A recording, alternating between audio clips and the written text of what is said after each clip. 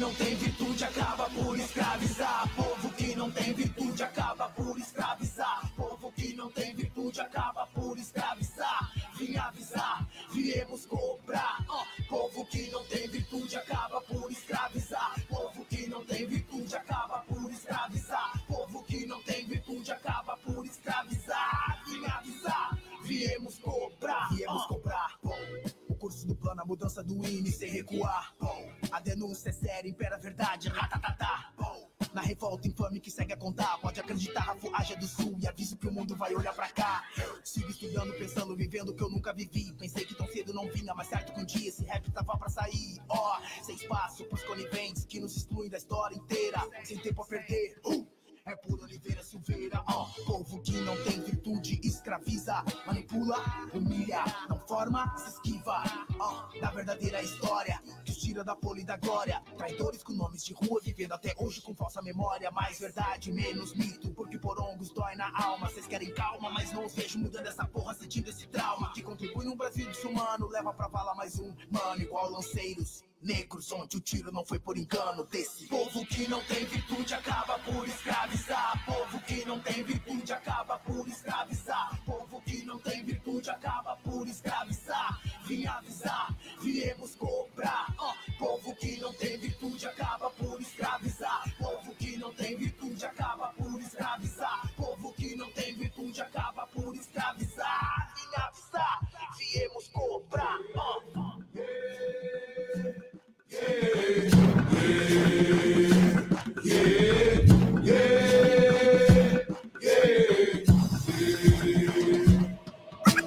Orgulho de quê? Então vai, me fala por quê. A real é mascarada, então iludindo você. Povo sem virtude escraviza, vai ver. A história deturpada não podemos conceber. Nem maragato, nem chimango, liga a fita, eu sou brasileiro.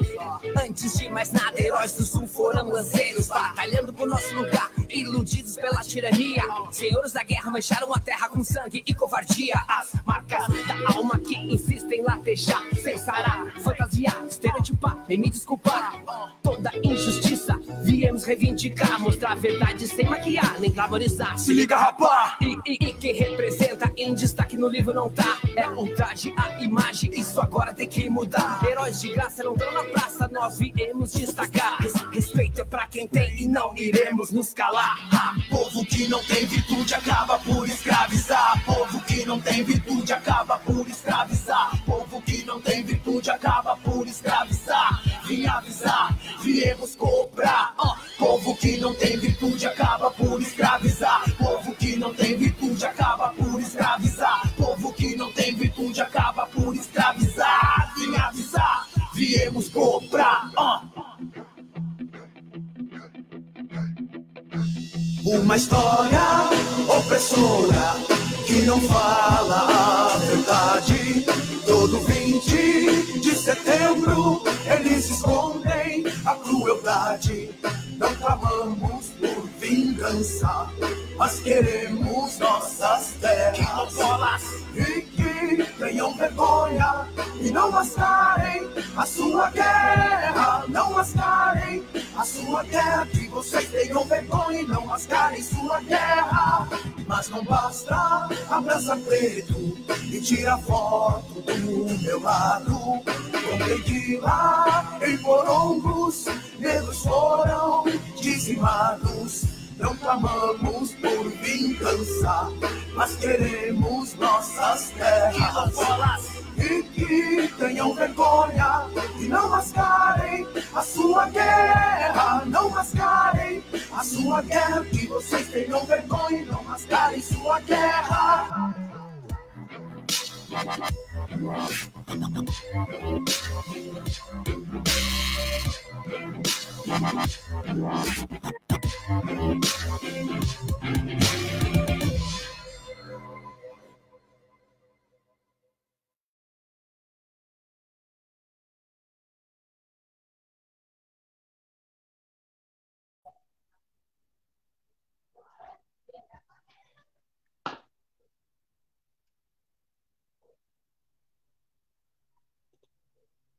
Que paulada, hein, Fernando e André?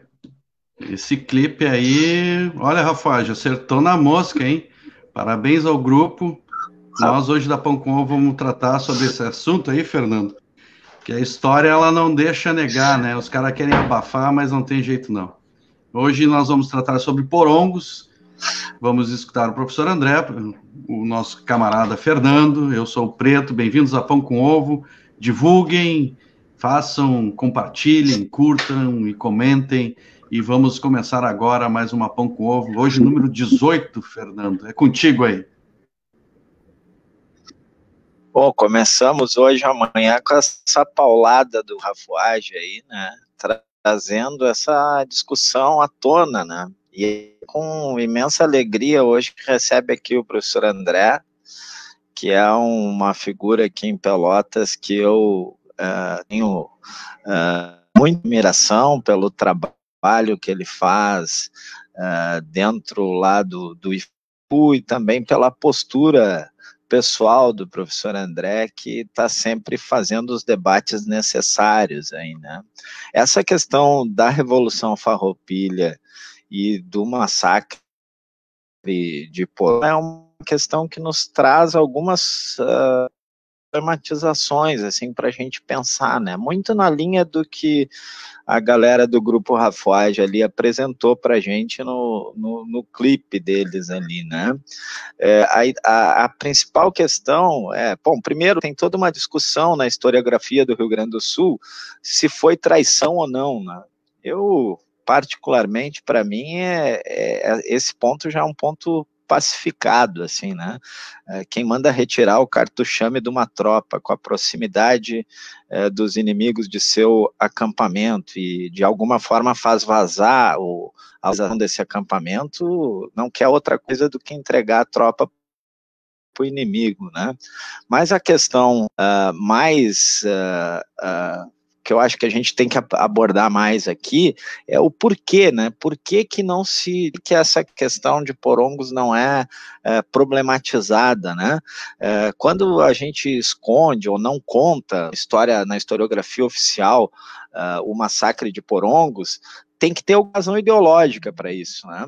E a mim me parece que essa razão ideológica é o enaltecimento da figura mítica do gaúcho, que foi uma figura construída aqui no estado do Rio Grande do Sul, e também, mais do que isso, uma tentativa de apagar a história do negro no estado do Rio Grande do Sul.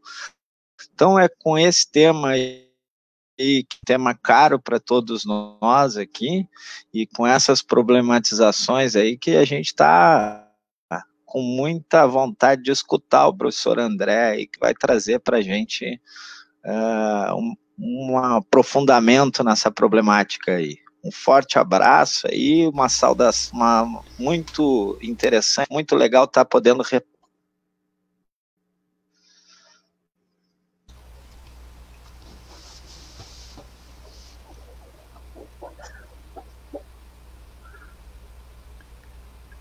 Contigo, André. Bom dia, senhores. Fernando ali. Bom dia, Fernando. Deu uma cortada ali. Bom dia, Fernando. Deu uma cortada ali. O Fernando, assim, ele vive nos cortando, viu, André?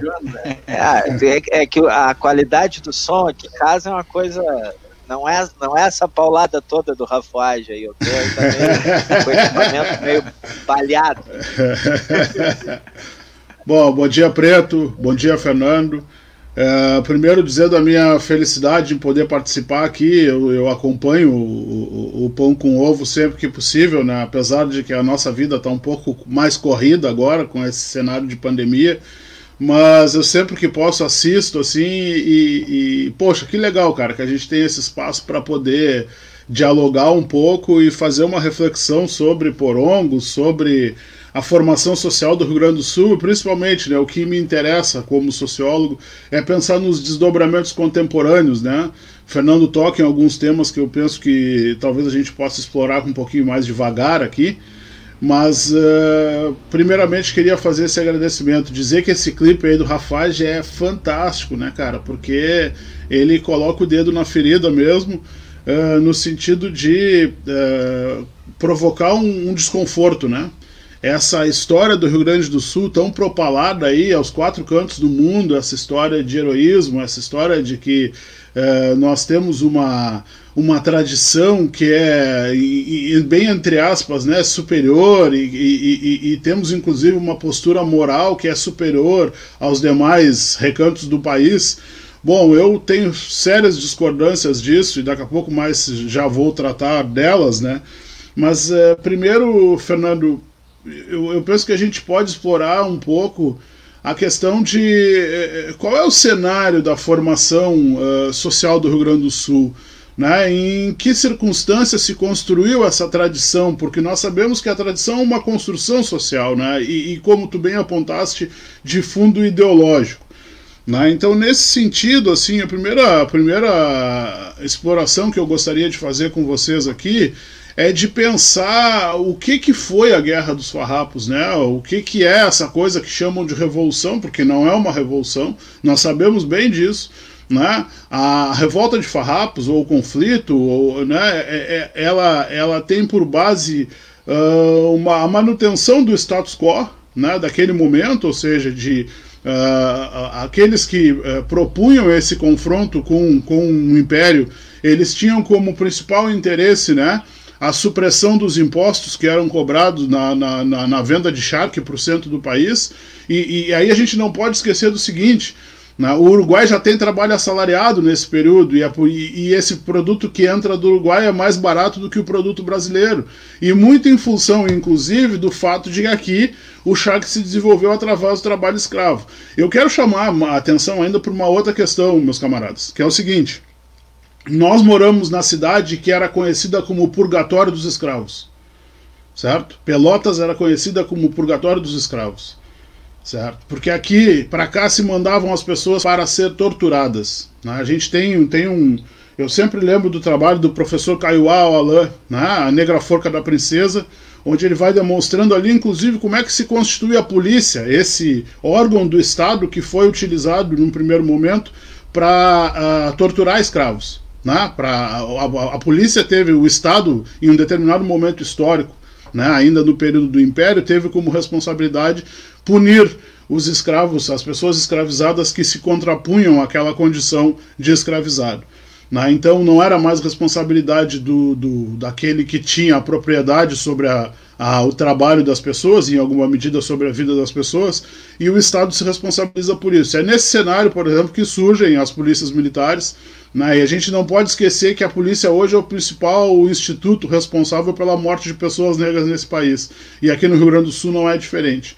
Então, um pouco eu acho saudável que a gente traga essa questão histórica para poder refletir. Então, a revolução, né, a dita revolução, bem entre aspas, de Farrapos, não é uma revolução. A Revolução Farroupilha não é uma revolução, né, ela é um movimento que tem por interesse valorizar uma condição econômica do Rio Grande do Sul em relação, ou né, da província do Rio Grande do Sul, a província do Rio Grande, em relação ao restante do país.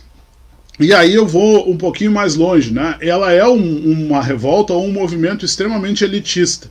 Haja visto que, inclusive, a historiografia tem demonstrado, e ainda por sorte que a historiografia recente sobre o Rio Grande do Sul tem mudado o foco de suas análises justamente para contemplar a discussão sobre Farrapos, né? E ela tem demonstrado que, primeiro, além de ser um confronto elitista, ela permitia que os escravizados fossem jogados para a linha de frente do combate, né? E jogados para a linha de frente por obrigação, de forma obrigatória. Não era uma questão de... há um outro mito, né, de que os escravos aderiam, né, as pessoas escravizadas aderiam à ida à guerra em troca de liberdade. Isso nunca teve no horizonte, né? Mesmo que aí inclusive o próprio MTG passou a defender a ideia do Bento Gonçalves como alguém que era favorável à libertação dos escravos. Bento Gonçalves morre e deixa no seu testamento mais de 50 pessoas escravizadas a seus familiares. Né? Bom, que postura é essa de um abolicionista ou de alguém que é a favor da liberdade, que deixa no testamento a vida de pessoas vinculadas, né, através do processo de escravidão à sua família? Então, um pouco para a gente pensar nisso, eu acho que é importante que essas figuras que são nome de rua, que dão nome a estátuas na cidade, que dão nome a praças, parques, sejam o que vem à tona a história delas, né? E nesse sentido, assim, eu penso que a própria condição de manutenção de um status quo para a elite gaúcha, é disso que nós estamos falando. Outra coisa, antes de continuar, quero chamar a atenção para mais uma questão. A elite pelotense era defensora da postura do Império, certo? A elite pelotense aderiu à postura do Império. A elite pelotense não queria o confronto, não, por uma razão simples assim, né? Dar suporte ao confronto farroupilha ou à guerra de farrapos significava trabalhar com a ideia de ruptura com o processo escravagista, que sustentou a economia dessa cidade durante muito tempo. Né? Então, porque no escopo desse debate se pensava, bom, qual será o futuro dessas pessoas que hoje são escravizadas e que trabalham para nós e que vão para a guerra e vão querer liberdade? Bom, aí nós chegamos em 14 de novembro de 1844. Aqui no Cerro de Porongos, para quem não conhece, era Piratini, agora é Pinheiro Machado, na época era Piratini, né, era o município de Piratini, né, ou a freguesia de Piratini tinha um território bastante grande aqui na metade sul, mas hoje é Pinheiro Machado. Um grupo de combatentes, e considerados combatentes de elite, inclusive, né, dessa milícia que se formou no Rio Grande do Sul a título de confronto com o Império. Um grupo de combatentes é deixado à própria sorte, sem armamento, né, sem a possibilidade de defesa, sem a possibilidade inclusive sem a possibilidade de fuga. Isso é uma coisa interessante, inclusive sem a possibilidade de fuga. Essas pessoas foram alocadas em um espaço e ali deixadas para morrer. Né? Então aqui eu começo a minha reflexão. Quando essas pessoas são deixadas para morrer, né, aqui começa a surgir a tradição do gaúcho herói. E isso é o tema que mais me incomoda no fenômeno do gauchismo, e aqui eu quero chamar para discussão um autor chamado Taugolin, né, que tem um livro chamado Fenômeno do Gauchismo, né, e o Taugolin demonstra exatamente que essa história inventada do heroísmo gaúcho tem muito a ver com o fato de que o Rio Grande do Sul, né, não tem histórias positivas para contar sobre a sua construção e a sua formação social.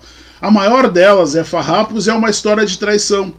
É uma história, inclusive, que nos faz pensar, né, que esse território em disputa, que é o território do Rio Grande do Sul, se constituiu a partir da lógica extremamente elitista, né, de valorização. E aí percebam, gente, eu acho que aqui tem uma outra questão. Desculpem se eu vou fazendo asserções na minha fala, mas eu acho importante. Percebam como é que se dá o processo de colonização no final do século XIX, aqui, a partir da metade do século XIX. Para onde vêm os imigrantes europeus? Eles vêm para a Serra e para a região norte e nordeste do estado, por uma razão muito simples. Não dá para esquecer que, do ponto de vista demográfico, é a metade sul que concentra o maior conjunto de população negra nesse período, né? E aí a gente está falando que entre 35 e 45 tivemos o confronto de Farrapos, né, mas ficou uma massa muito grande de pessoas negras na metade sul. E até hoje isso é evidente, né? Quem já andou pelo Rio Grande do Sul sabe que você transita da metade da região metropolitana de Porto Alegre em direção ao norte do estado e vai encontrar uma população majoritariamente branca, né? Ao passo que da região metropolitana em direção ao sul, você tem uma concentração muito maior de pessoas negras. Mas muito bem, esse processo de construção da ideia, daquilo que é o tema da nossa discussão aqui, de um suposto heroísmo do gaúcho, ele é um mito.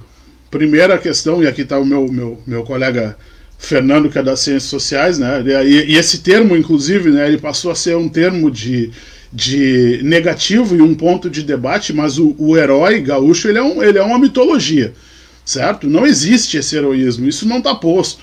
Não existe nenhum super-homem gaúcho. Aquela estátua do laçador que está lá na frente do aeroporto, lá em Porto Alegre, aquilo é né? Primeiro, assim, uma parcela dessa elite que comandou o confronto em Farrapos adotou para si uma postura que depois, né, se traduziu na noção do gaúcho.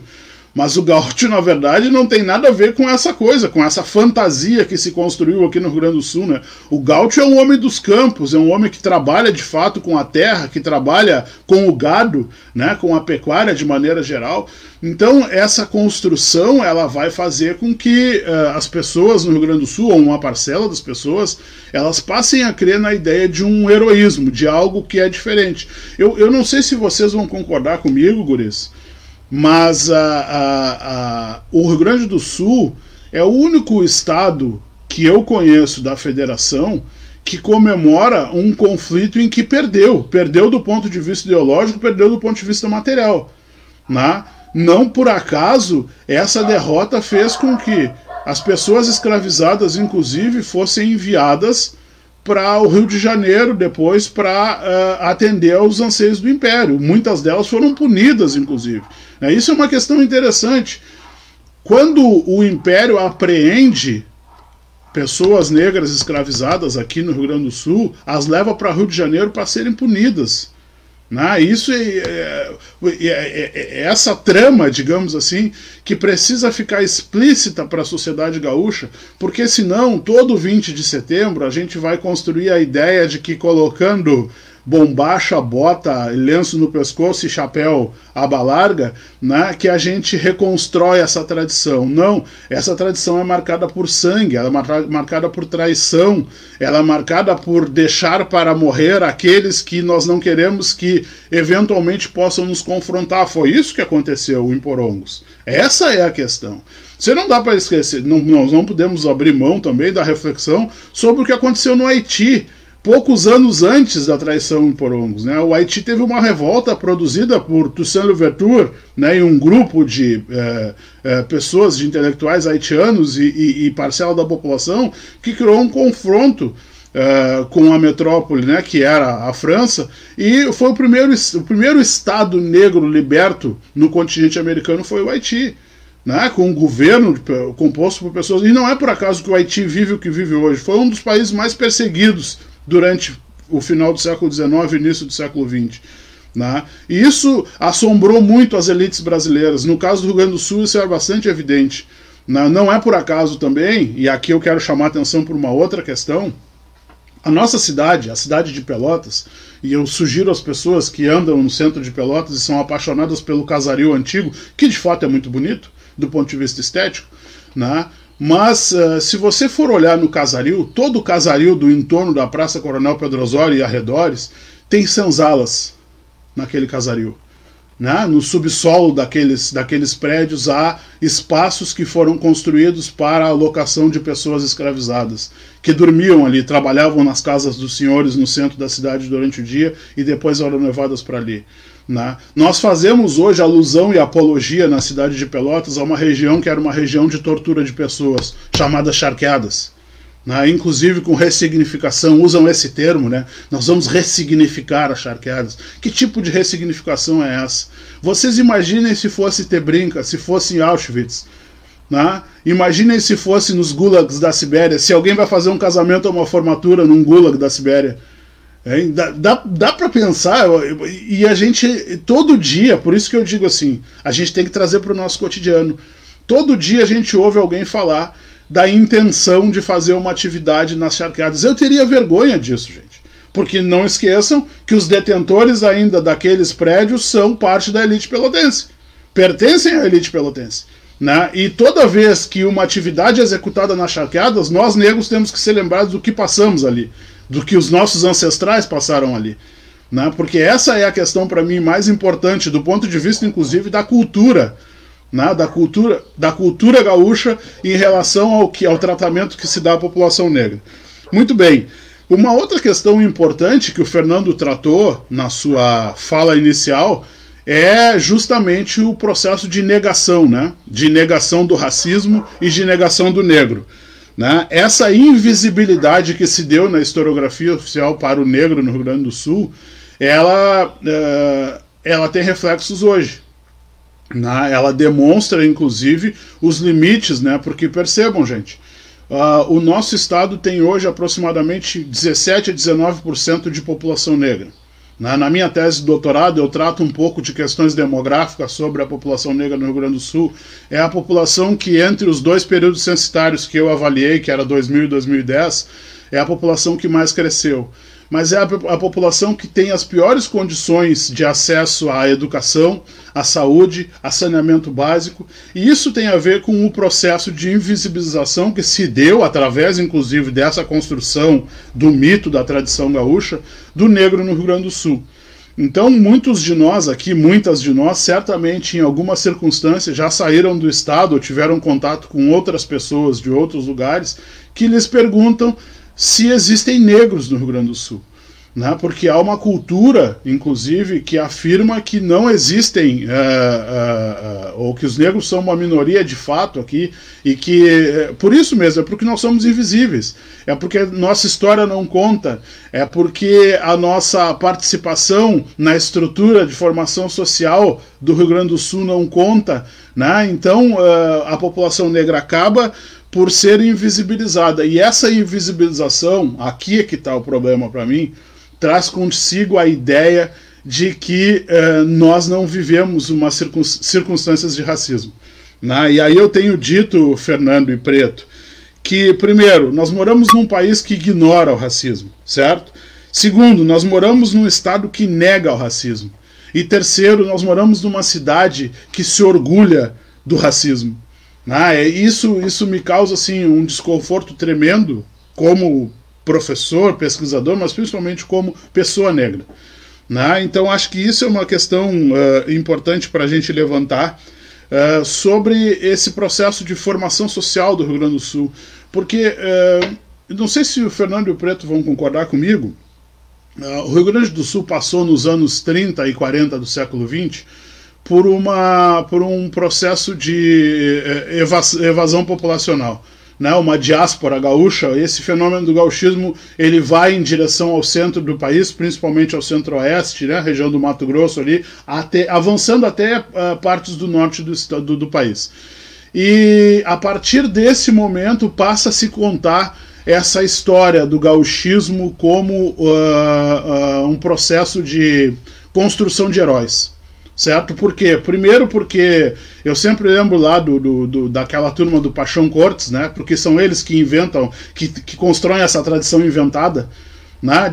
Da ideia de que o gaúcho, ele tem esse hábito desbravador, ele tem essa cultura e essa prática de construção, digamos assim, em outros espaços, porque o Rio Grande do Sul está perdendo muita população.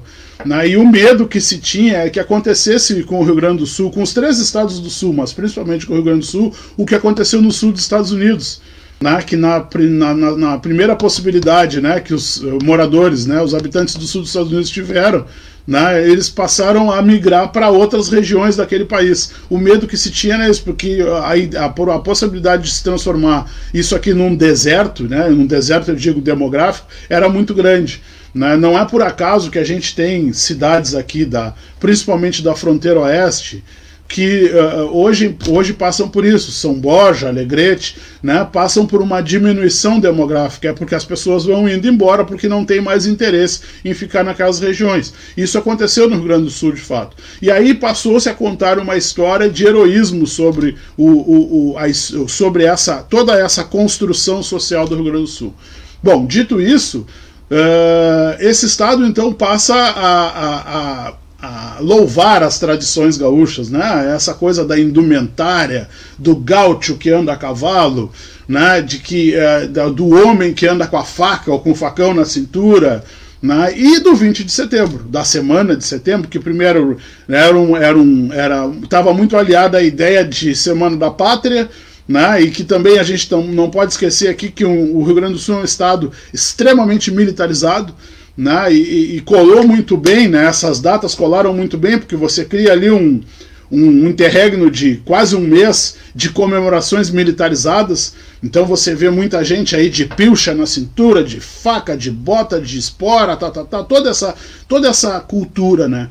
E passou a incomodar em um determinado momento, e aqui eu também faço um outro recorte, né? Tem um momento histórico para mim determinante na história do movimento negro do Rio Grande do Sul, que vai criar uma contraposição a esse discurso, que é a formação do Grupo Palmares em 1970 em Porto Alegre, né, e que se desdobra depois. Não dá para esquecer que o Grupo Palmares é o passo anterior à refundação do MNU em 1978 em São Paulo. Muitos daqueles intelectuais que estavam aqui no Rio Grande do Sul vão a São Paulo para ajudar na construção, na reconstrução do MNU. Bom, esses intelectuais negros passam a questionar, inclusive, a participação do negro, né, ou a não participação do negro nessa recontagem da história do Rio Grande do Sul. E isso, tem muita gente que pensa assim, não, mas isso aconteceu depois. Não, já nos anos 70 havia essa crítica. Claro que a gente vivia sob um período de ditadura, e nós estamos falando de um cenário em que inclusive o militarismo é eivado, né, é trazido como condição sine qua non para a construção dessa sociedade.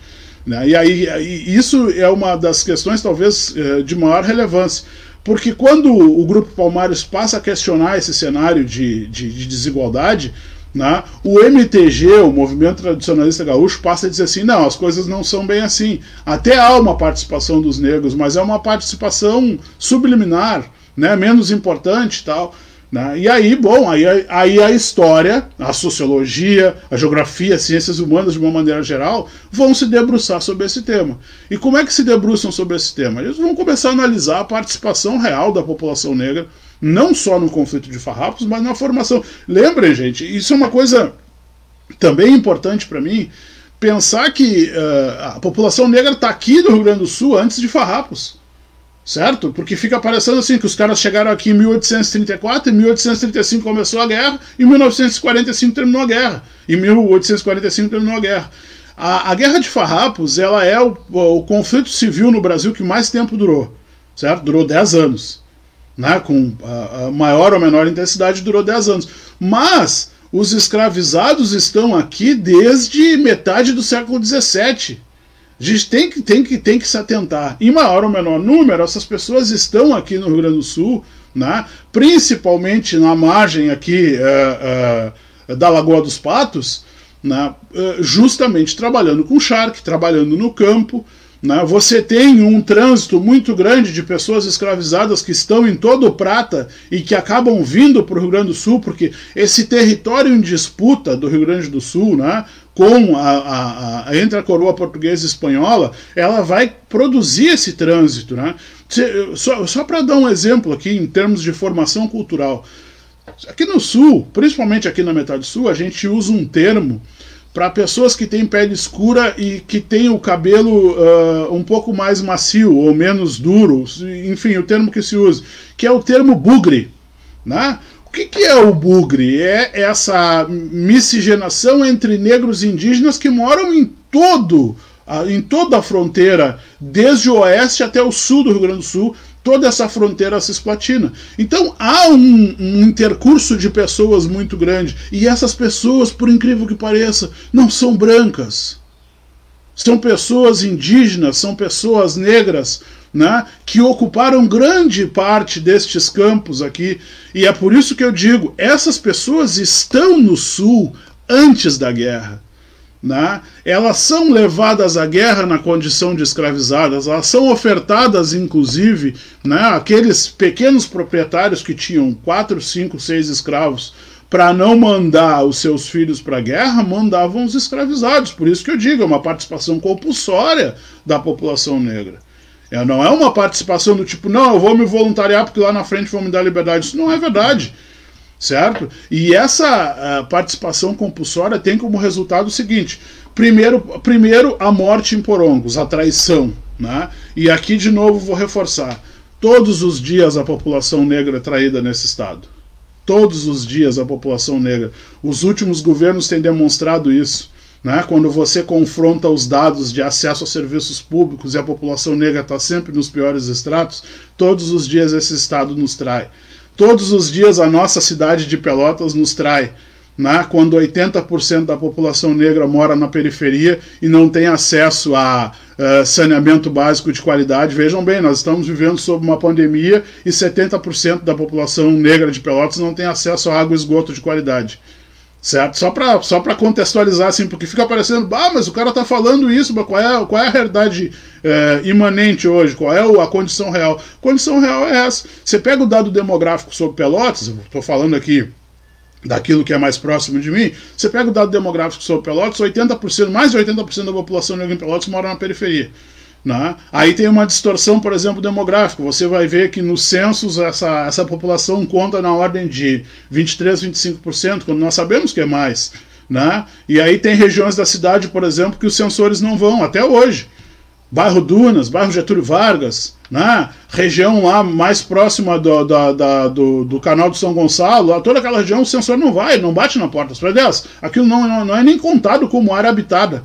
Né, porque em geral são ocupações que estão de forma irregular ainda na prefeitura. Então tudo isso a gente precisa entender para saber qual é a resultante. Né, porque se existe um processo de construção de um heroísmo falso, existe essa traição que é cotidiana.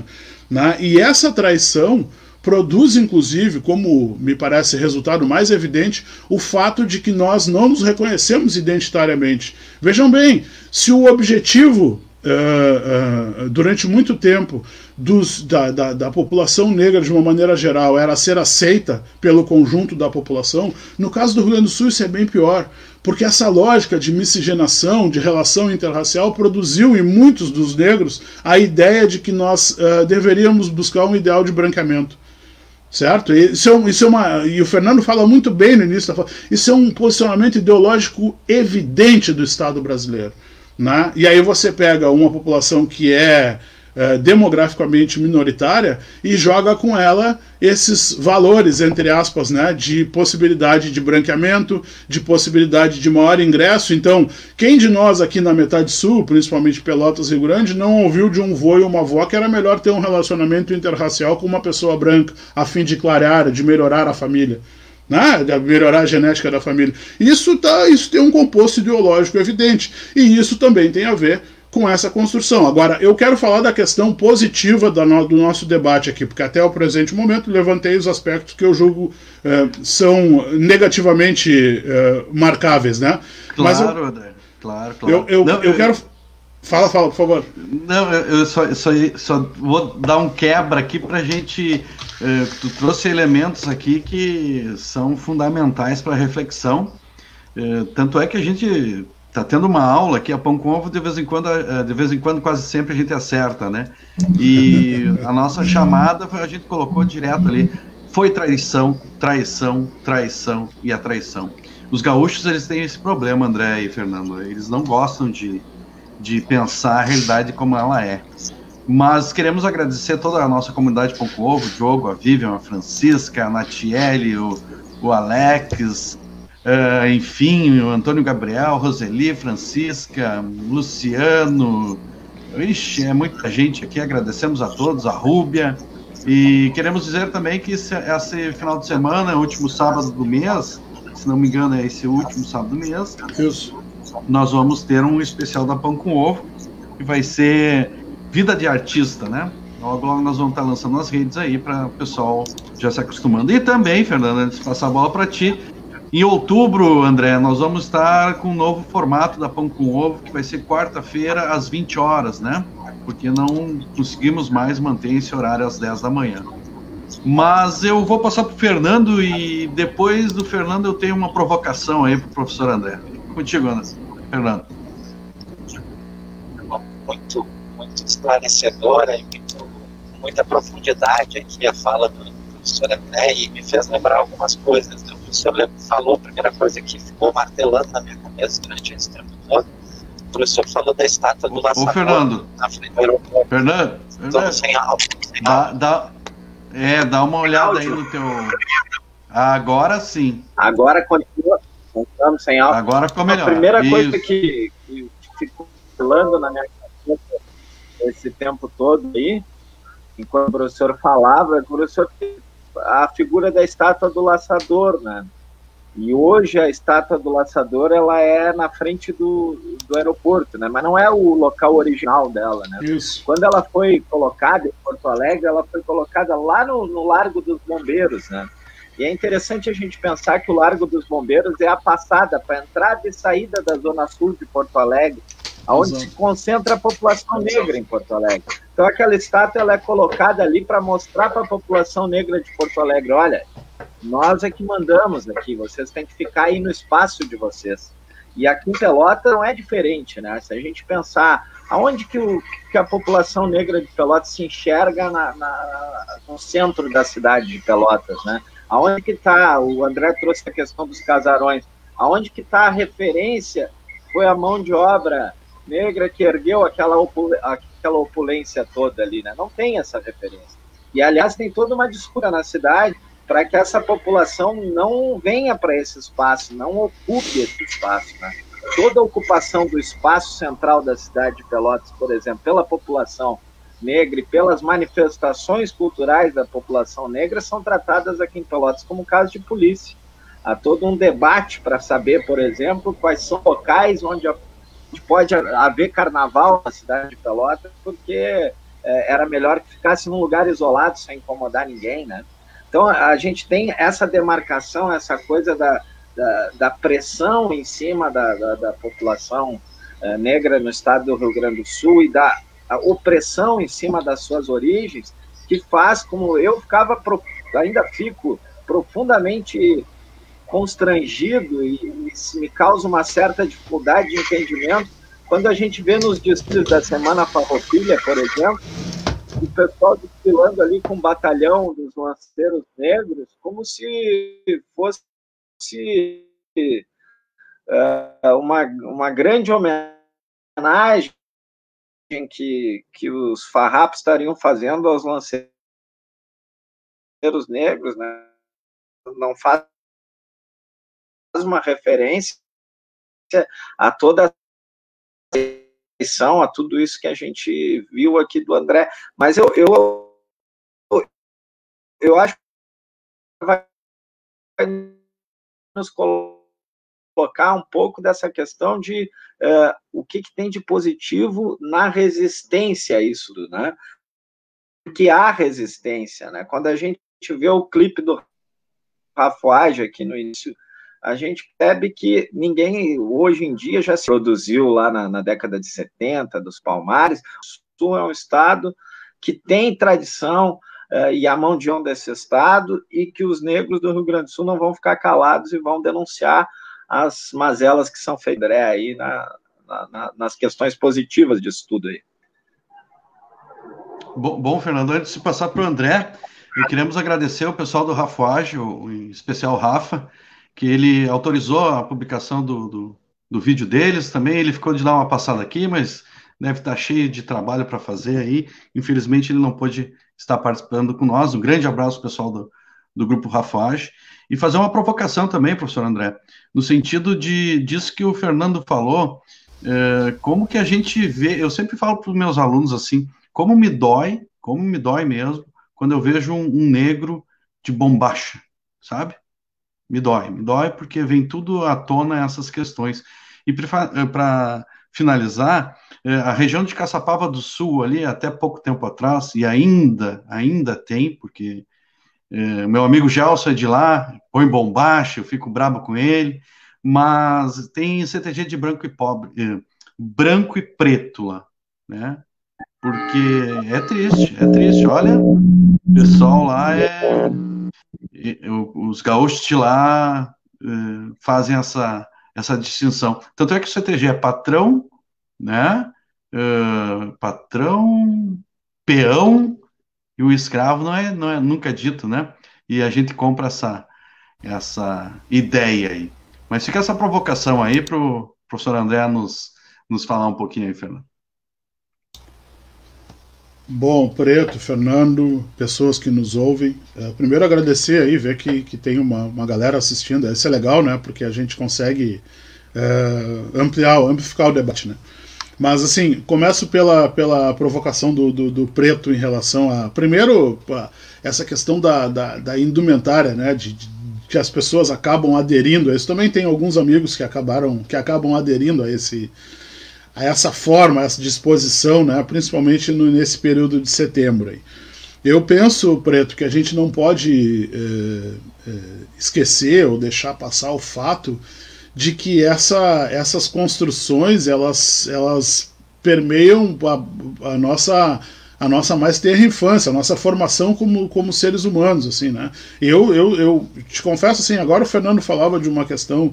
Eu sou de uma geração que a gente era compulsoriamente levado ao desfile de 7 de setembro, ao 20 de setembro, e eu desde muito cedo passei a me incomodar, né? Eu ficava muito incomodado com isso, porque eu via pouquíssimas pessoas negras, né? E principalmente no 20 de setembro, e sempre me chamou a atenção o fato de que um pouco do que tu falava, Preto, assim, desse apagamento, né, do negro como uma referência, e que a gente acabou incorporando essa forma de expressão desse culturalismo gaúcho, né? Porque eu sempre quero chamar atenção para isso, assim, gente, isso é uma tradição construída, né? Não é algo que, digamos assim, brota naturalmente da estrutura de convívio dos gaúchos. Não, isso se construiu ideológica e discursivamente, né? E com uma série de objetivos, inclusive, né? Então, nesse sentido,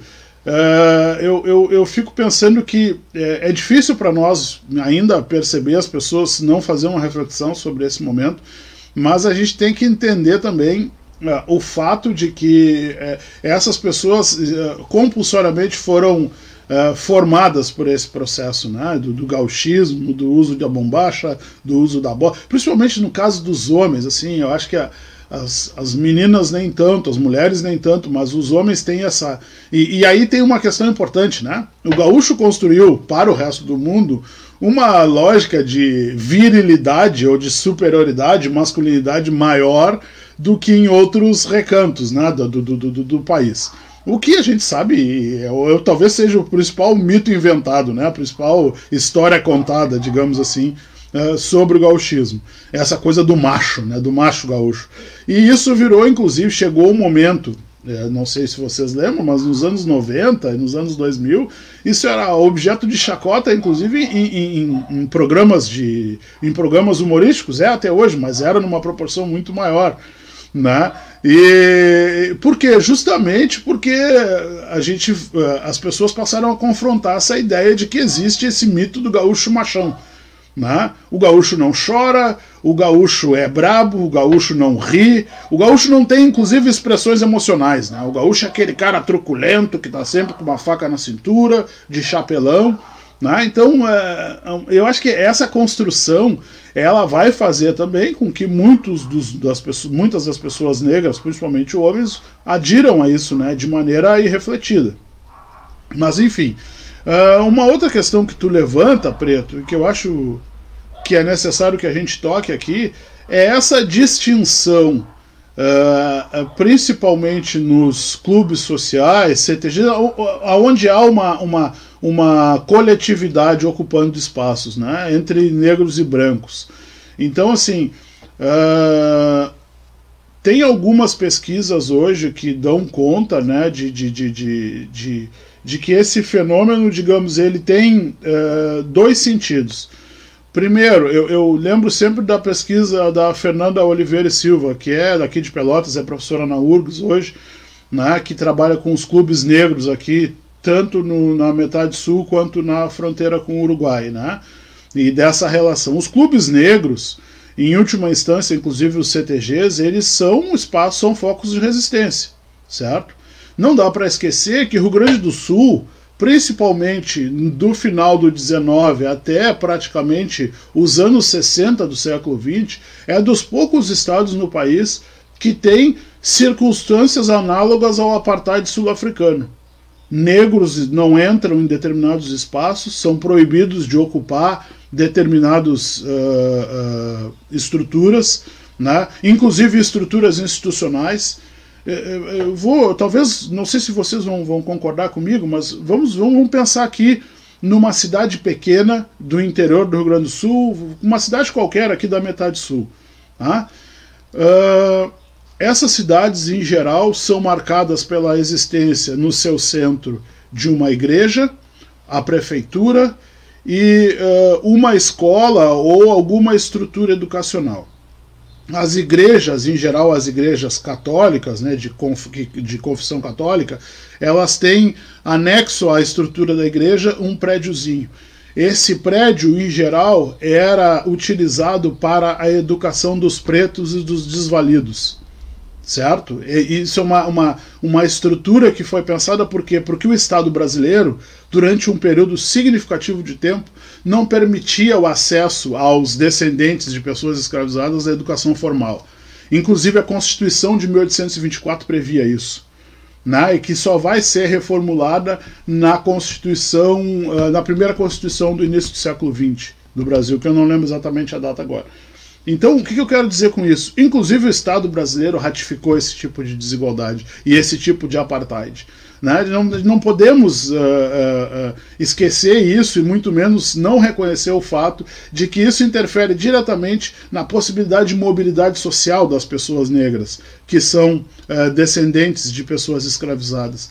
Não é por acaso que nós temos um gap, uma distância absurda ainda, mesmo com políticas de cotas hoje nas universidades, nos institutos federais, mesmo com uma série de políticas que se construiu para valorizar ou permitir o acesso de pessoas negras à educação, a distância é muito grande porque historicamente isso foi marcado por uma lógica de desigualdade e de apartheid. Né? E isso acontece também nesses espaços de congregação coletiva. Né? Os CTGs para brancos e pretos, ainda que o CTG seja uma alusão à cultura gaúcha, ele distinguia porque exatamente como tu disseste, Preto, as pessoas negras não estão lá, elas não estão nessa história. Essa história não deve ser contada pelas pessoas negras e para as pessoas negras. Né? Então isso é importante. E aí eu quero falar da questão da resistência. São os clubes negros e a imprensa negra no Rio Grande do Sul os primeiros espaços consistentes de resistência, né, no século XX. Agora, a resistência anterior. Percebam, e não sei se concordam comigo, mas tem alguns termos que a gente usa até hoje, né? Às vezes eu ouço, principalmente os jovens usando e não sabem de onde vem. Por exemplo, o termo nas coxas. Né? As pessoas escravizadas no entre-safra do charque, elas faziam telhas com barro quente moldado em suas coxas, principalmente os homens. Né? Essa telha que hoje a gente às vezes procura, eu vejo as pessoas procurando para fazer, desenvolver ambientes, né, com a famosa telha de canal. Né? Aquela telha em geral foi dobrada, principalmente no casario histórico de Pelotas, foi dobrada na coxa de um ser humano, com barro quente. Né? Eu vou trazer um outro dado aqui, que aí eu vou fazer uma provocação a vocês para pensar na questão da resistência.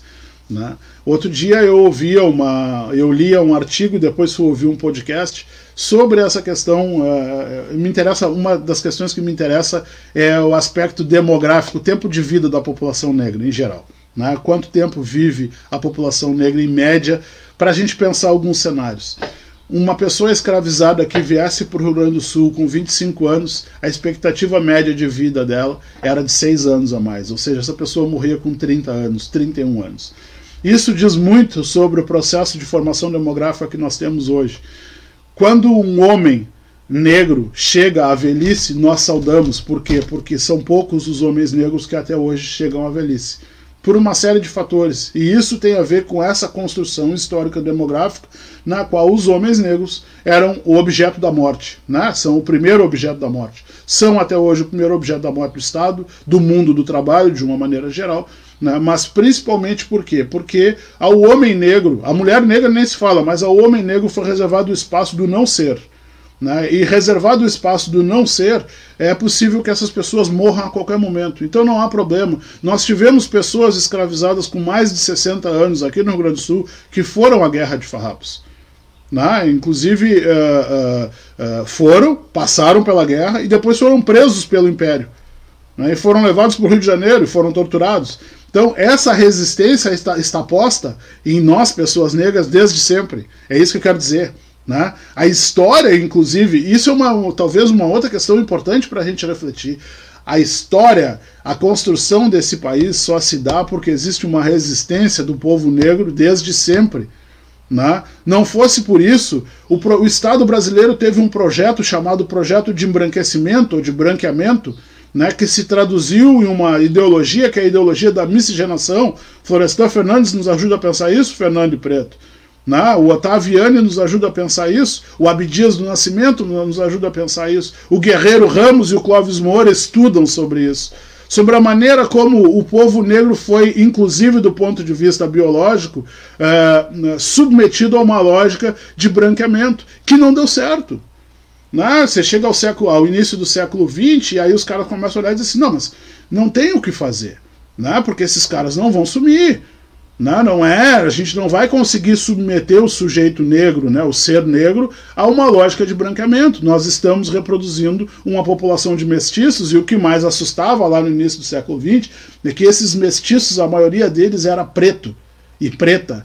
Né? E aí, bom, a gente está reproduzindo, por isso é que vem muitas levas de imigrantes. É por isso, por exemplo, que as pessoas aqui no Rio Grande do Sul se orgulham quando pegam os seus sobrenomes de origem italiana, alemã, polonesa, russa, certo? E nós não sabemos até hoje de que matriz originária do continente africano vem a nossa família, vem os nossos ancestrais. Né? Porque eu carrego comigo o sobrenome de alguém que comprou um ancestral meu, né, porque o meu sobrenome é Pereira. A gente tem que entender por que essas questões acontecem, por que nós não temos, e aí a nossa resistência é mais importante ainda. Eu tenho dito, tão importante quanto a resistência intelectualizada é a resistência do cotidiano, de homens e mulheres negras que formaram esse Estado, e que estão aí até hoje.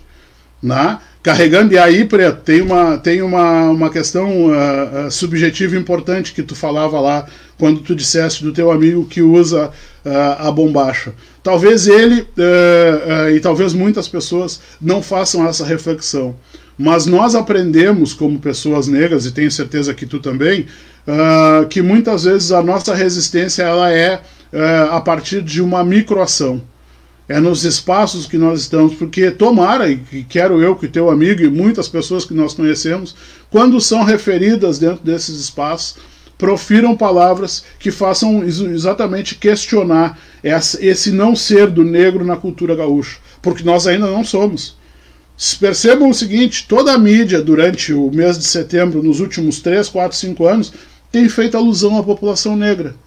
Certo? E isso causa um desconforto tamanho, porque eu já tive em espaços de fala nos quais as pessoas levantam e vão embora, porque elas ficam incomodadas quando a gente fala que nós somos traídos, certo? Que nós não reconhecemos esse heroísmo que está posto aí na sociedade gaúcha, né? E, em última instância, que nós produzimos uma resistência que nos trouxe até hoje, até setembro de 2020. Não fosse isso, teria provavelmente acontecido conosco, e aqui tem uma questão que eu vou fazer uma ilação, tá? Mas uma ilação em cima de leitura. Na América do Prata, de uma maneira geral, e na América espanhola, de uma maneira geral, o elemento negro foi sistematicamente sendo eliminado. Com exceção do Equador, da Colômbia, em algumas regiões da Venezuela e do Peru, o elemento negro foi sistematicamente sendo eliminado. É por isso que há poucos negros ou quase nenhum na Argentina, há poucos negros ou quase nenhum no Chile, né? E você vai encontrar uma população maior de pretos no Uruguai e no Paraguai, em algumas regiões também. Aqui no Brasil não foi diferente. No Rio Grande do Sul se tentou essa estratégia. Inclusive, uma das proposições da elite charqueadora do Rio Grande do Sul era colocar os negros no pós-abolição dentro de navios e mandar para a África de novo. Como se isso resolvesse... E percebam, né? No final da abolição, a maioria dos escravizados eram nascidos no Brasil. Não tinham um vínculo de referência, inclusive, com o continente africano, porque a nossa matriz de formação social já está posta no país. Né? E aqui eu quero, de novo, fazer uma outra inserção, que é pensar no que fala o William Dubois a respeito do que foi feito com os negros, principalmente no sul dos Estados Unidos, no exercício que aquele país fez de construir um país na África, um território, né, que é a Libéria. Essas pessoas não sabem, né, um país chamado Libéria é uma construção dentro dos Estados Unidos, como sempre, né, eles vão lá, cercam um território e dizem assim, bom, aqui para cá nós vamos trazer, e inclusive misturando tribos que tinham conflitos sérios do ponto de vista cultural, né, e eles disseram assim, aqui para cá nós vamos trazer os negros que quiserem voltar do nosso território para cá. Bom, isso não deu certo, né?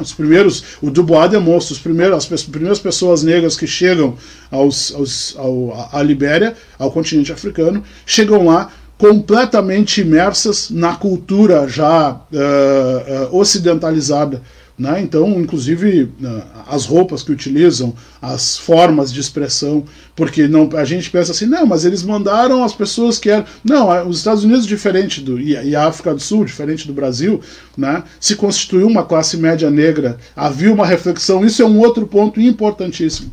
O Estado brasileiro não permitir o acesso de pessoas negras à educação, e aqui no Rio Grande do Sul isso não é diferente, né? E é por isso que tem lá o prédiozinho do lado da Igreja Católica, que era onde se formavam as pessoas, os negros, os desvalidos da sorte, aqueles filhos da pobreza, iam para as escolas. Eu sempre falo isso, né? Eu não tenho religião, mas nesse momento histórico da sociedade brasileira, a Igreja Católica tem um papel fundamental. Mesmo que seja um papel, digamos assim, de produção de uma profissão de fé, qual seja, né? A ideia de que se tinha que oferecer um mínimo para que essas pessoas conseguissem viver, ter dignidade, entender a dinâmica da sociedade. Então, nesse aspecto, as igrejas católicas acabaram por dar suporte, num primeiro momento, no final do século XIX e XX, para que as pessoas negras tivessem acesso à educação. Não por acaso, essas escolas, que na escola que hoje eu trabalho, se chamava Escola de Artes e Ofícios. Era para atender os desvalidos da sorte. A maioria dos desvalidos da sorte são jovens negros, são crianças negras. Né? A gente tem que entender esses movimentos, né? E ali, de novo, vou reforçar, nós sempre estivemos como condição de resistência. Não é por aí. Aí vem o vídeo do Rafage. Eu acho que aqui eu começo a encaminhar o final da minha fala. Aí vem o vídeo do Rafage. Nós temos hoje, pela primeira vez na história recente do Brasil, um movimento de juventude extremamente consciente do seu papel enquanto pessoa negra. Né? E nós carregamos, nós três aqui, e uma série de pessoas com quem nós convivemos e debatemos, carregamos uma responsabilidade muito grande, que é justamente, se não dar o norte, ajudar essas pessoas a pensar uma sociedade melhor. Né? E eu quero dizer isso com muita tranquilidade. Dos autores que eu tenho lido e estudado, dois me chamam muito a atenção. Um deles, inclusive, é o objeto da minha dissertação de mestrado, que é o Abdias do Nascimento. O Abdias do Nascimento nos colocava, desde muito cedo, o primeiro texto que o Abdias do Nascimento escreve, que tem uma reverberação nacional, é nos anos 40. E o Abdias sempre colocou o seguinte, junto com o Guerreiro Ramos: enquanto a sociedade brasileira não resolver os seus problemas raciais, não haverá possibilidade de um nível de civilidade e de desenvolvimento consistente. A pandemia, para mim, veio para demonstrar isso. Conversávamos antes da abertura dessa atividade, eu e Fernando e Preto, sobre como a pandemia descortinou de uma maneira nunca antes vista as desigualdades, inclusive as desigualdades raciais. Eu pego o dado aqui sobre o percentual de pessoas pretas mortas em relação ao percentual total. Em alguns estados chega a quase 60%. Alguns estados do Norte e Nordeste e São Paulo, que é o principal estado do país do ponto de vista econômico. Né? Então, o que eu quero dizer com isso?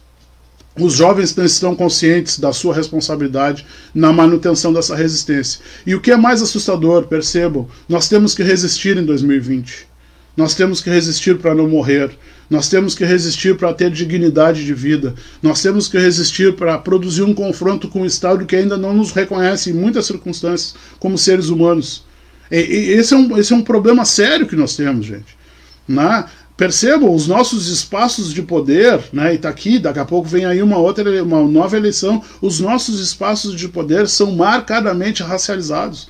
Tu tem pouquíssimos negros em espaços de tomada de decisão. Né? E no caso do Rio Grande do Sul, isso é mais evidente ainda. Né? Eu sempre, hoje de manhã, quando o Preto me mandou a mensagem, eu fiquei pensando, né, como é que eu vou encaminhar o final desse negócio? E eu fiquei aqui, pensando mesmo, cara, em um cara que é pouquíssimo referido. A gente pode discordar ideologicamente, eu acho que de todo mundo, a gente pode discordar ideologicamente, mas a gente tem que reconhecer alguns dados importantes. O Rio Grande do Sul teve um governador negro, que é o Alceu Colares, que inclusive nunca se envergonhou da sua negritude. Né? Ele talvez faça um discurso enviesado, que é o discurso do mérito, né? Eu sou um negro de Bagé, que venci pela minha força, mas é um governador negro. Então, o estado mais racializado desse país teve um governador negro, certo? E isso não é contado, inclusive, pela história política do nosso estado. Né? E não por acaso, esse mesmo governador negro foi prefeito da capital, certo? E a gente tem que ter atenção para essas coisas, porque são pequenos detalhes que vão demonstrando, Preto e Fernando e as pessoas que nos ouvem, como que a gente vai se infiltrando, porque é uma estratégia que nós construímos. Nós ainda precisamos nos infiltrar nos espaços de poder. Né? E por isso que eu digo assim, aí a gente acaba tendo que produzir resistência. E a nossa resistência é cotidiana. A nossa resistência vem de porongos. Né? Porque se porongos nos ensinam uma coisa, é o fato de que vão tentar nos matar, só que a gente combinou de não morrer. Essa é a questão, né? Vão tentar nos matar cotidianamente, só que esqueceram que nós combinamos de não morrer, né? E aí, assim, as sementes estão aí, gente. Eu acho que hoje eu enxergo a possibilidade de resistência, de transformação posta na juventude.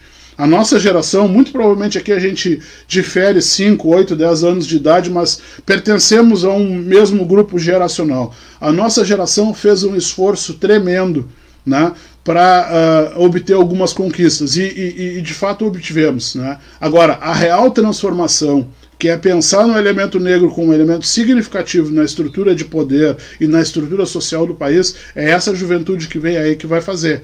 Né? Porque eu penso que hoje a juventude negra produz uma possibilidade de confronto, de construção de uma outra sociedade que nós não tínhamos visto ainda.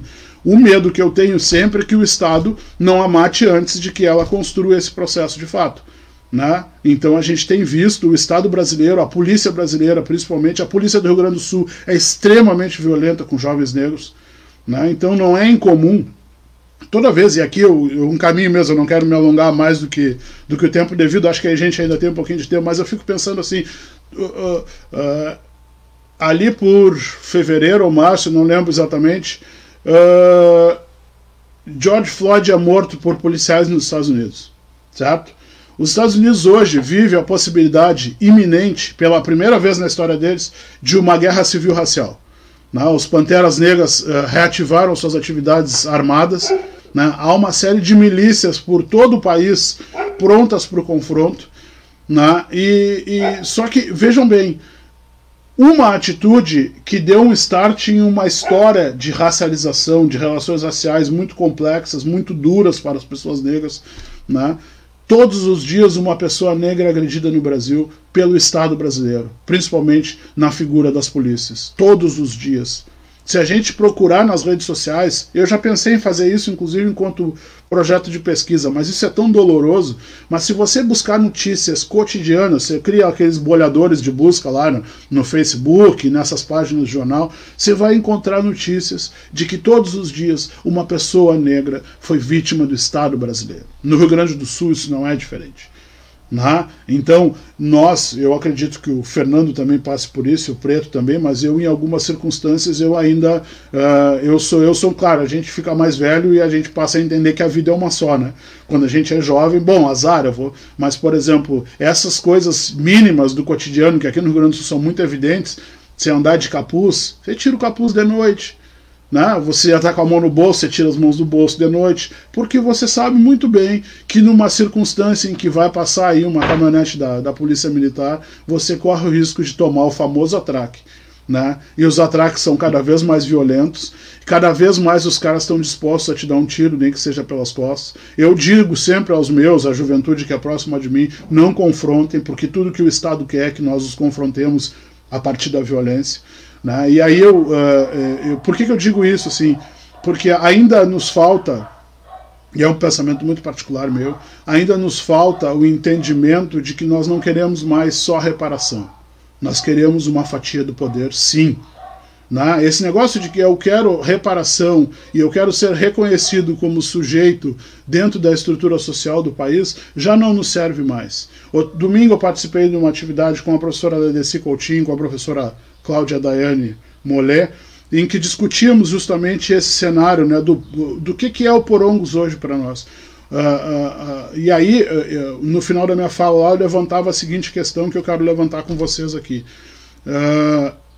Quando a população negra brasileira entender o seu papel coletivo como ator social relevante para essa sociedade, né, não vai adiantar mais os caras espernearem. Porque daí assim, gente, aí a gente não quer mais, porque eu sempre... E aqui eu quero pensar o seguinte: nós não queremos mais reparação. A sorte de vocês é que nós não queremos vingança, porque se quiséssemos, aí a coisa ia ficar complicada. Certo? Então, com isso eu concluo a minha fala dizendo que a resistência ela tem que ser cotidiana. Né? Eu sempre penso no cenário, as minhas filhas já são adultas e toda vez que saem, agora obviamente que não, mas quando saem à rua a gente fica sempre pensando, puxa vida, será que não vai acontecer alguma coisa? Porque esse marcador racial é tão forte para nós, o Fernando acho que tem filhas também, né? É tão forte para nós esse marcador que a gente fica sempre pensando assim, bom, mas porque percebam, né? Em 2020 a vida negra ainda é facilmente matável, né? O Achille Mbembe agora num livro chamado Necropolítica tem nos demonstrado isso. A vida negra ainda é facilmente matável, inclusive ela pode ser um projeto de morte, né? Então com isso eu concluo a minha fala. Eu quero agradecer muito aí, estou aqui para o debate, para a gente explorar aí as discussões. Não sei se atendi ao anseio de vocês em termos de reflexão, mas era o que eu podia contribuir nesse momento. Pô, André, imagina se não pudesse contribuir, né, Fernando? Eu acho que a tua frase aqui vai ficar marcada na Pão com Ovo, viu? Que vão tentar nos matar, mas nós combinamos de não morrer. E isso é tudo. Eu quero agradecer a todos que contribuíram de uma forma ou de outra aqui com o debate. A gente não vai poder falar de todos aqui. A Vivian, a Vânia é lá de São Cepé, ela coloca que lá tinha um clube de preto e outro de mulatos, onde os mulatos se achavam melhor que os pretos. E falando de São Cepé, me lembrou uma vez, olha só como é que é, André e Fernando. Eu estava dando aula no interior de São Cepé, lá na comunidade do Cerrito do Ouro, na Escola Coronel Xananeco.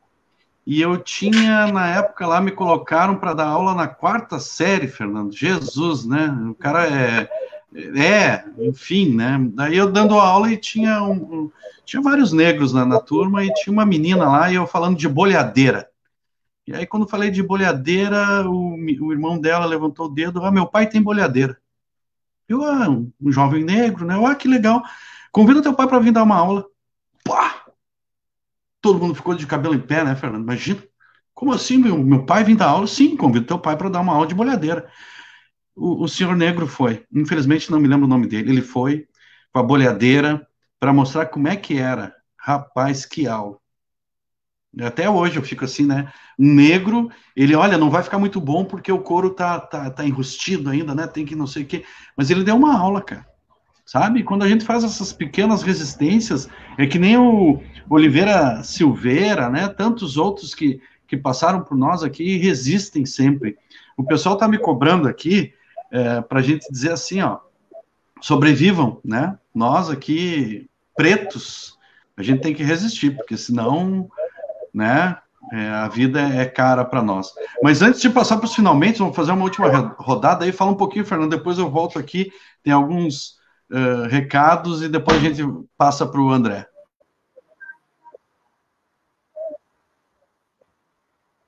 Olha, é uma satisfação enorme a gente poder estar escutando o professor André aqui e problematizar todas essas questões aí que a gente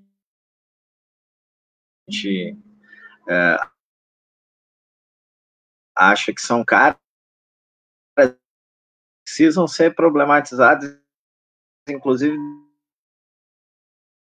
dentro dos espaços oficiais. O teu áudio está cortando, né? Fernando. Eu fiquei com uma fala da resistência e da forma como o negro resiste, e no Rio Grande do Sul, né? E essa infância e a juventude toda circulando por um... Agora não. Melhorou um pouco, melhorou um pouco.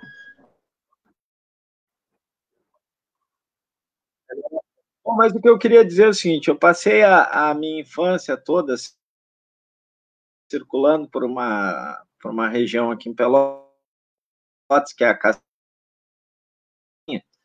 e quando eu era bombacha, para mim era roupa de filho de santo na cidade aqui. Eu olhava o pessoal de bombacha e imaginava que eles estavam indo para o batuque. Por quê? Porque aqui na nossa região, filho de santo usa bombacha e Ogum come churrasco. Isso não é resistência pouca no meio dessa coisa toda aí. Queria deixar aqui um forte abraço para o André, para agradecer a presença dele, né? E também dizer aqui que cotidiano.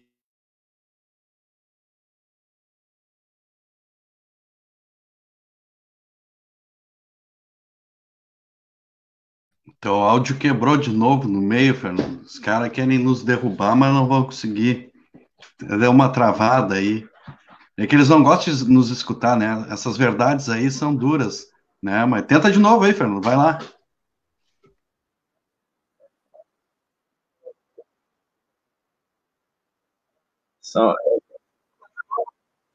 Vamos tentar de novo. Eu não sei que... Tenta, faz o seguinte, ó, enquanto eu dou um recado, tenta botar o teu fone de novo, que eu acho que vai melhorar, Fernando, né? Tenta aí. Até tu tá travado. Faz o seguinte, sai e entra de novo aí. Dá um F5 aí, Fernando. Dá um F5 para atualizar. Exato. Aí, porque eu acho que a tua internet exatamente. Mas enfim, enquanto o Fernando, eu até vou tirar ele da tela aqui. Enquanto o Fernando não volta, tá eu e tu aqui, André. Frente a frente, lado a lado, né? Vamos embora. Vamos embora. Eu tenho que dar um recado aqui, antes que o pessoal da Pão com Ovo me tire aqui do comando por hoje, né? Que é o seguinte, eu falei que o próximo programa vai ser sábado, não vai ser sábado, pessoal, vai ser domingo, às 17 horas, com Egisto Del Santo, músico e produtor, e Udi Fagundes, que estará em turnê pela Europa e de outubro a novembro. Vida de Artista será o nome, né? Domingo, dia 27, agora, nós vamos estar com esse especial da Pão com Ovo. Mas, enquanto o Fernando não volta aqui, André, fazer alguma provocação aqui. O pessoal, eu te interrompi quando tu ia falar sobre as questões positivas, né? Da questão de porongos e tal. E fazer uma provocação aqui, né? Geralmente aqui, eu também sou Pereira, viu, André? Olha aí só, rapaz. Eu sou Pereira lá por uma ramificação da família, mas eu não uso Pereira porque se perde no meio do caminho, né? Sim, mas eu também sou Pereira, né? Então, tu tem canela fina ou grossa, André? E tu é tigrada também? Eu tenho canela fina, mas a minha família é tigrada. É? A família é tigrada, do Rio Grande. Os Pereira da minha família são do Rio Grande, né? Por parte de pai. Mas eu também sou da pele tigrada. O pessoal assim vai perguntar, mas por que canela fina e canela grossa? Porque aqui no Brasil como um todo, o negro de canela fina durava muito mais que a canela grossa, né? E aqui na região aí de Pelotas era primordial o negro de canela fina, né? Porque por causa do trabalho, né, cara? Por causa do trabalho, né? A exigência do trabalho físico, digamos assim, era muito grande, né? O sal comia a nossa canela. Exatamente. Não era fácil. E na região de Ouro Preto, aí, das Minas Gerais, a água corrompia a nossa canela. Que tristeza isso, né? E esses negros de porongos, que tu muito bem relataste ali, que foram depois para o Rio de Janeiro, eles levavam estrumes nas costas, né? O esgoto, e aí aquela coisa caía na nossa pele e ficava com marcas. Causava, né, uma série de infecções, e, né, cara, é muito triste. Mas é. Como eu estava dizendo, André, na tua última fala, tu podia apontar os valores positivos que tem, né? Que Sim. O pessoal, tu cortou o André bem na hora ali, que ele estava falando dos aspectos positivos, mas eu disse, não, depois a gente deixa para a última rodada.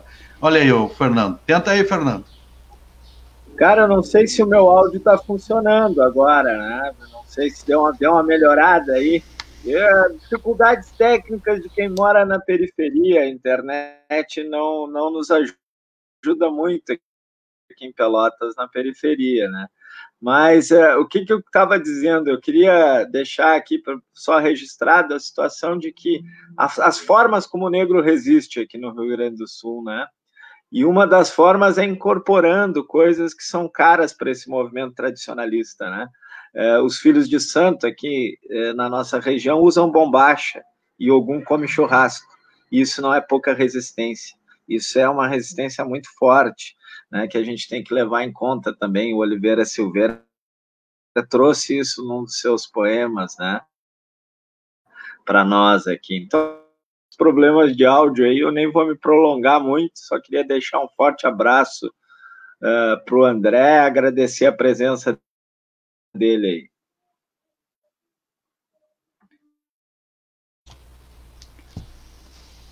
Contigo aí, André. Bom, Preto, fazemos essa rodada aí. Vamos lá. Preto, se Porongos nos ensina alguma coisa em termos de resistência a nós negros, é justamente o fato de, primeiro, do ponto de vista positivo, você não viu os negros depois de Porongo desistirem, né, da vida, né, apesar da traição. Porque não dá para esquecer que as pessoas pretas que estavam naquele confronto continuaram escravizadas no pós-guerra, né? E continuaram escravizadas e fazendo o confronto, digamos assim, por dentro dessa estrutura que era o processo escravagista aqui no Rio Grande do Sul. Uma outra questão importante em termos de valorização positiva é o fato de que as pessoas negras, a historiografia tem demonstrado isso, as pessoas negras que foram à Guerra de Farrapos, elas são as pessoas que têm a maior capacidade de ação bélica, digamos assim, né? São pessoas que muito aptas ao conflito e ao confronto e ao combate, né? E não é por acaso que nós somos pretos e pretas combatentes, né? É justamente porque nós temos uma história que nos permite entender o fato de que esse confronto ele é cotidiano para nós. Então, essa ideia do negro combatente, ela não é por acaso, ela vem também, Porongos nos ensina isso. E a outra questão importante, eu penso, para a gente pensar em termos de positividade ou dos ensinamentos que Porongos nos traz, é o fato de que o elemento negro ele não se deixa vencer, né? Porque fica muitas vezes em algumas transcrições da historiografia do Rio Grande do Sul fica parecendo que os negros e negras se deixaram vencer com seus corpos aprisionados, não tinham mais o que fazer. Muito pelo contrário, o Fernando nos traz aí essa inserção do negro em espaços. As religiões de matriz africana, cara, no Rio Grande do Sul, elas dão aula de resistência, né? Inclusive a nossa resistência política, ela se faz muito dentro das religiões de matriz africana, até hoje, mas não dá para esquecer, né? Eu vou aqui, quem estava aqui, as pessoas escravizadas que estavam aqui nas charqueadas de Pelotas, elas construíram espaços de resistência que são marcados dentro da religião, dentro da culinária, dentro da cultura da cidade. Não dá para esquecer que a gente tinha uma imprensa aqui no final do século XIX, uma imprensa já muito bem escrita. Bom, como é que esses caras foram ler e escrever? Bom, porque a gente tem uma capacidade. Isso é uma questão importante para mim, viu, Preto? As pessoas negras, elas trouxeram de África uma capacidade intelectual que sempre foi subexplorada e não reconhecida pelos escravagistas no Brasil.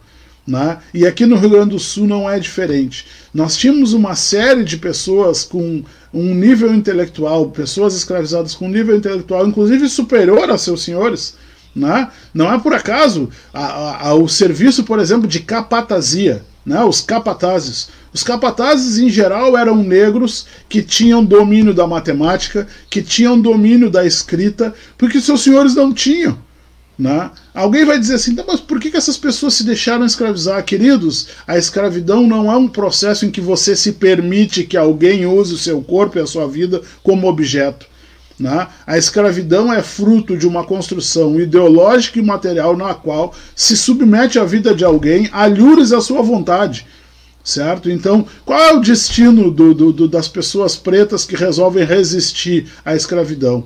Elas são mutiladas, elas são mortas e elas são resistência, né? Então esse é o ensinamento, me parece, que Porongos nos deixa, que nós somos mutilados, como tu bem disseste aí, Preto, na tua fala, que nós somos mortos, mas que nós continuamos resistindo, e é por isso que nós chegamos ao século XX, ao século XXI, perdão, a 2020. Né? É por isso que nós temos posicionamentos hoje que incomodam. Quantas e quantos de nós aqui já não ouviu a expressão, ah, mas tu é um negro raivoso, uma negra raivosa, vocês têm recalque? Bom, se essa é a leitura que se faz da resistência, isso demonstra que a nossa ação, enquanto sujeitos que resistem ao racismo e à racialização, está correta, certo? Eu acho que isso é o importante, assim, e que lá em Porongos, que lá no confronto dos farrapos, que lá na história desse Estado, né, a história desse Estado precisa ser recontada. Era isso que eu queria dizer, assim, a história desse Estado precisa ser recontada, e ela precisa ser recontada a partir da ideia de que existem outros grupos não brancos que compõem essa história, né, majoritariamente indígenas, pretos, quilombolas. Não é por acaso que a gente tem várias comunidades quilombolas aqui. Esse é um outro espaço de resistência que Porongos nos ensinou, né? Lembra que os negros fugídios que conseguiram se estabelecer em algumas regiões, Piratini tem quilombo, Canguçu tem quilombo, Santana da Boa Vista, essa região toda aqui, Caçapava tem quilombo, né? Então toda a região, a metade sul e parte da fronteira sul e fronteira oeste é aquilombada, e é aquilombada porque não é por acaso, é porque surge nesse momento. Bom, muitos negros tiveram a oportunidade de fugir, corretamente fugiram, né? Você veja bem, os nossos ancestrais, cara, estavam lutando uma guerra que não era deles, né? Isso talvez do ponto de vista ideológico seja o maior estupro ideológico na história desse país, lutar uma guerra que não é sua, né? Para manter o status quo, porque perceba, em 1845 as pessoas que ainda se mantinham vinculadas a essa estrutura foram novamente escravizadas. Então quem fugiu, quem conseguiu se afastar desse processo, e aí por isso que eu digo assim, e aqui eu quero encaminhar mesmo, a nossa colega lá falava da questão em São Cepé, da distinção entre clube de mulatos e clube de pretos, né? E eu lembro da Sueli Carneiro, quando ela fala, e agora tem um vídeo dela falando num livro que ela escreveu já há algum tempo, e tem um vídeo dela falando que esse matizamento de cores de pessoas pretas que têm peles mais claras ou mais escuras só serve para nos dividir. Isso é uma estratégia, né, da ideologia branca, da ideologia do embranquecimento. Então, quantos de nós, em muitas circunstâncias, principalmente as mulheres, as meninas negras, não perseguem a branquitude através, né, do alisamento do cabelo, de uma produção estética, usando uma série de produtos que permitam branquear sua pele, que permitam... Tudo isso tem a ver com esse processo, né? Se você vai matizando, você é o famoso dividir para conquistar, né? Então a gente, inclusive nós, dentro do movimento negro, dentro dos movimentos negros, temos que entender que mesmo as pessoas que são descendentes que têm ancestralidade negra, que têm a pele mais clara, muito provavelmente, talvez elas tenham alguns privilégios, mas elas continuam sendo descendentes de pessoas pretas. E em alguma circunstância, em algum momento, isso vai ser marcado para elas. E é por isso que existia um clube de mulatos, clube de pretos, porque você produz a distinção, você produz inclusive o conflito, né? E isso facilita o domínio, né? Por isso que eu dizia, Preto, no dia em que nós, ou a maioria de nós, nos olharmos e dissermos assim, bom, Nós somos descendentes de pessoas que têm muito orgulho, que têm muita história para contar e que têm uma ancestralidade. E agora nós não queremos mais apenas ser reconhecidos, esse país vai mudar. Né? Esse país vai ter uma outra leitura. Eu não sei se vamos ver isso, eu torço para que meus netos e minhas netas consigam ver isso, mas o que eu digo assim, é esse ponto de vista ideológico que precisa ter uma transformação. Né? E aqui eu quero já encaminhar mesmo agora para a finalização da minha fala, te agradecer, Preto, pela confiança, agradecer ao Fernando, agradecer o Pão com Ovo, dizer que eu confesso aqui, agora terminei a minha fala, né? Que eu ficava pensando, pô, por que esses caras nunca me chamaram para conversar com eles? Eu acho tão legal os papos que eles levam lá, sabe? A gente aprende um monte de coisas e cara, me colocar à disposição aqui sempre que vocês julgarem necessário, assim, eu acho que é muito bom ter esse tipo de espaço nesse cenário que nós vivemos. Aqui está a nossa resistência também, Preto. E, de novo, assim, agradecer quem esteve conosco até agora. Eu estou aí nas redes sociais, André Luiz Pereira, André Pereira 1972 lá no Instagram, né? E sempre disposto a trocar uma ideia para que a gente consiga construir uma realidade melhor, porque aqui temos hoje é, infelizmente, muito triste, muito ruim. Tá certo, gente? Uma boa semana, obrigado, Preto, valeu mesmo. Ô, André, nós que temos que agradecer aqui a toda a comunidade Pão com Ovo. A gente sempre diz que a Pão com Ovo é uma iniciativa de resistência, André. Ontem, hoje, sempre que a gente tenha uma longa vida pela frente aí, porque a gente sempre tenta... Tu já estava engatilhado há um bom tempo, viu, André? O Fernando que não abriu, né? Essas coisas assim que ficam, né? Não segura que o André tá no...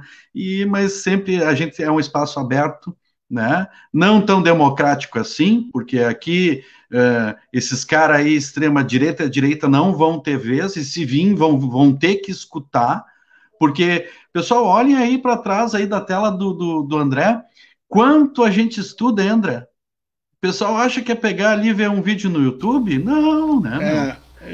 Cara, essa é a questão, assim, ó, às vezes eu fico pensando justamente, Preto, assim, pô, o quanto a gente estuda, quanto eu estudei, cara, sabe, para chegar assim, ó, eu fico muito feliz de conseguir construir reflexões e contribuir, mas a gente estuda muito e a gente tá sempre estudando, né, cara, e aí vem uns moleques, às vezes, aí que estão assistindo o vídeo de YouTube de outros moleques, entendeu, que não leem um livro, para querer, inclusive, construir confronto, embate discursivo com a gente, enfim, mas é importante essa tua ressalva aí. E o pessoal acha que é simples, né, mas nós, como os lanceiros negros, a Guerra de Porongos ensinou o seguinte: quando nos deram ferramentas,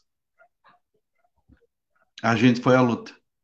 Quando nos deram ferramentas, a gente fez a história, cara. Essa é a questão, entendeu? A gente fez a história. A gente fez e faz história, né? E faz história, exatamente. Porque, que nem tu falaste ali, né? A gente tem que lutar de várias formas, de vários jeitos, e muitas vezes a gente, quando olha para o seu Colares, não sabe a luta que ele teve, a luta que ele fez para chegar onde chegou, e não foi fácil, hein? Sabe, Preto, uma coisa que, sei lá, agora eu vou deixar que vou jogar para vocês para tentar explorar num outro momento, assim, mas a gente tem que desconstruir essa lógica do preto único, sabe? A gente tem essa coisa de que sempre tem um preto que é o único naquele lugar, foi o único que fez não sei o quê, cara, e aí a gente é 53% da população, 20% da população do Rio Grande do Sul, entendeu? Então a gente tem que desconstruir essa ideia de que, um conseguiu, então tá bom, um conseguiu. Não, a questão não é essa. A gente tem que romper com essa perspectiva de que se tem um preto, tá bom. Não, a gente quer enegrecer os espaços. Né? Eu sempre digo isso para os meus colegas, inclusive no IF. A gente tem que parar de clarear as coisas, a gente tem que começar a empretear as coisas, a pretear as coisas. Entendeu? Porque assim, toda vez que a gente clareia as coisas, vem algo ruim por trás. Né? Tá aí o que está acontecendo no país agora. Né? Tá aí a realidade que nós temos, uma parcela do país pegando fogo, as pessoas morrendo porque não tem uma política de saúde decente, e aí quem mais morre é a população negra. Né? Tá aí o encarceramento em massa, 750 mil pessoas presas, dessas 70% são pretas, mais de 1 milhão de mandatos na rua. Faz o levantamento para ver se 50% desses mandatos não são de pessoas pretas. A maioria dessas pessoas presas sem julgamento. Entendeu? Então, assim, é toda uma estrutura, e é uma estrutura clara, entende?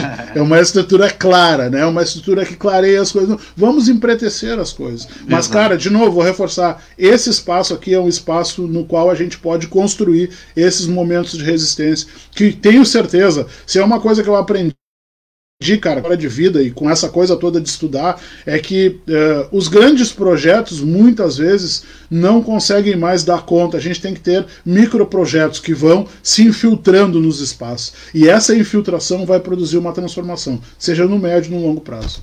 Com certeza. André, agradecer a comunidade Pão com Ovo.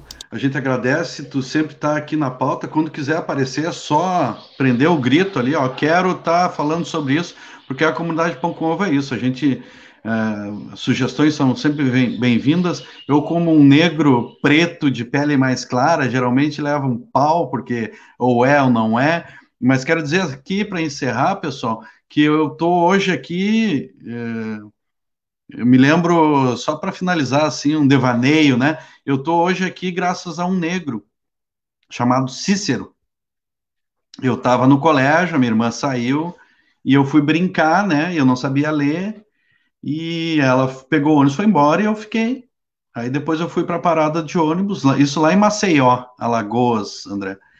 E aí eu fiquei, cara, aí o que eu pensava? Eu olhava aqueles letreiros, não identificava nada... E, cara, o que eu vou fazer? Eu vou ficar aqui, né? Cara, e sei lá, passou 1, 2 horas quando eu vejo no outro lado da rua o negro Cícero, que era o zelador do prédio. Aí ele passou de bicicletinha, e quando eu vi aquele negão, rapaz, eu, Cícero! Cícero! E ele só fez assim, calma, deu a volta, me pegou, colocou na bicicleta, e aí o que houve? Me deixou tranquilo? Não, eu tava aqui, me perdi, me levou até em casa, quando chegou lá, levei um pau, né, meu? Mas se não fosse o negão, não estava aí até hoje. A gente sempre está aí na resistência. E, de novo, né, são as pequenas solidariedades que nós negros aprendemos também, né, sem fazer muito barulho. A gente aprendeu as pequenas solidariedades, isso é uma coisa importante. Exato. Né? Às vezes as pessoas não entendem por que muitas pessoas negras têm a proximidade, a possibilidade de se ajudar, porque nós aprendemos, por exemplo, a escamotear, inclusive, a nossa solidariedade, para que o racista, que infelizmente escravizava um ancestral nosso, não o torturasse, não o batesse. Por isso que muitas vezes a gente faz coisas, eu te digo com muita tranquilidade, Preto, a gente faz uma série de ações que não precisa colocar no Facebook, que não precisa ficar fazendo foto ou vídeo. Cara, tu fez, é isso aí. As pequenas solidariedades talvez possam um dia se transformar num grande projeto de transformação social. Com certeza, isso. André. E seremos resistência ontem, hoje e sempre. Abração, sempre. André. Abraço, valeu, querido. Pessoal da Pão com Ovo aí, até... Valeu, Pão com Ovo. Domingo. Valeu, gente. Valeu, até mais.